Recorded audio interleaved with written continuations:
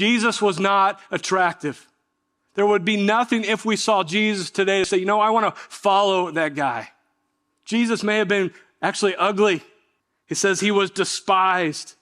He was rejected by mankind, a nobody, insignificant, despised.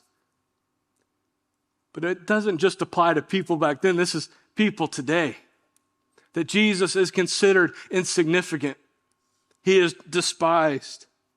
To claim that each of us is lost in our sin, separated from God from all eternity in a place called hell, and the way that we can receive salvation and be with God is through a Jewish man who lived 2,000 years ago, who died on a cross and supposedly rose from the dead. I mean, come on. That's nonsense. People struggle. They say, don't call me a sinner. I have my own truth.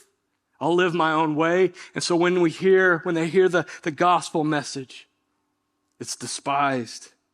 It's nonsense. It's considered insignificant.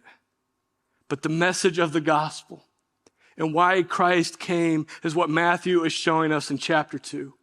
And so when we take this step back and we connect the dots, we see this beautiful picture of Christ.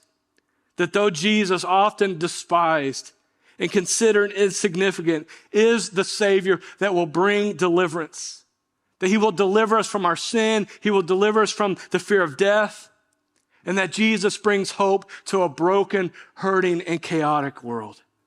Jesus is the only one that can do this.